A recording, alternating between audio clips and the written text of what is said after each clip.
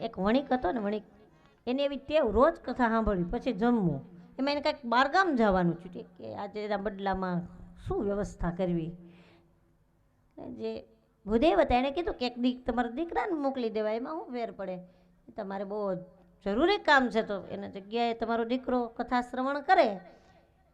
કે એ ન બને કે બાપજી એને મોકલું તો એ વૈરાગી થઈ જાય.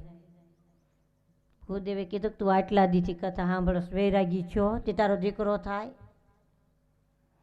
આપણે બીક લાગે આપણા બાળકને કોઈ સંતોના ચરણે મૂકતા હોય ત્યારે બીક લાગે, લઈ જાય તો